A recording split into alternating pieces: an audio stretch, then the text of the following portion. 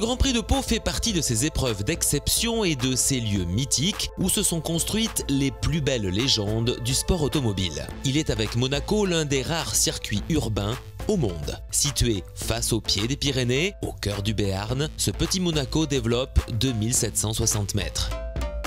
Au départ de la première course du dimanche, Sébastien Loeb et ses 9 titres de champion du monde de rallye s'élancent en tête lors du départ lancé devant Jean-Philippe Dérault. Les deux pilotes creusent l'écart avec le peloton. À 10 tours de l'arrivée, le Toulousain prend l'avantage au freinage du virage de la gare et le garde jusqu'à l'arrivée.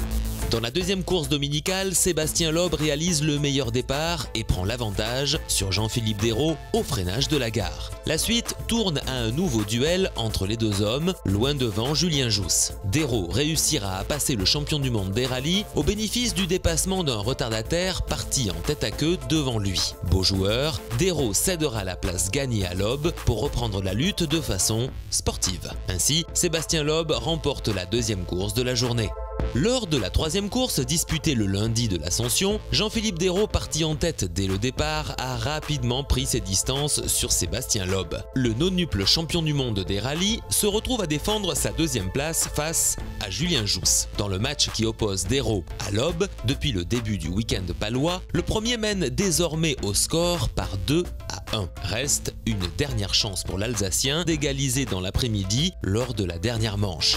Malheureusement, en raison du retard pris dans le programme des courses, Sébastien Loeb a dû quitter Pau pour d'autres cieux sans participer à cette quatrième manche du Super Tourisme 2 litres by Midjet, laissant à Jean-Philippe Dérault le soin de remporter sa troisième victoire paloise après un mano à mano avec Julien Jousse et Sébastien Dumez.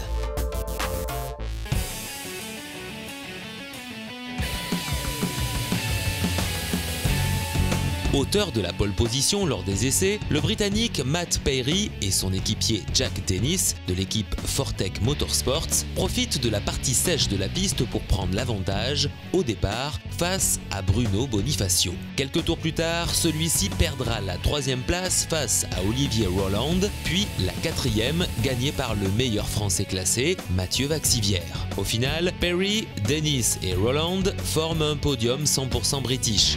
Le lendemain, le plateau de la Formula Renault 2 litres disputa le 72e Grand Prix de Pau. Lors du départ, le Mexicain Celis est victime d'une touchette avec un autre concurrent au milieu du peloton et heurte le rail. En tête de la course, les Britanniques Peary, Dennis et Roland ont viré dans cet ordre mais sont bientôt ralentis par la voiture de sécurité. Lors du nouveau départ, les deux leaders Peary et Dennis, équipiers chez Fortec, s'accrochent et provoquent l'arrêt momentané de la course. Une nouvelle mise en grille a lieu avec désormais le français Pierre Galli sur Tech 1 Racing en position de pointe devant Giotto et Orusev. Dennis, 6e, Roland, 8e et Peary, 11e et dernier, ont pu faire réparer leur monoplace pendant l'interruption. Le troisième départ voit le français Galli s'installer en tête de la course et creuser l'écart au fil des tours. Son compatriote Vaxivière est moins chanceux et abandonne après un tête-à-queue, endommageant sa monture. Mais bientôt, le leader Pierre Galli est averti d'une pénalité pour dépassement sous drapeau jaune.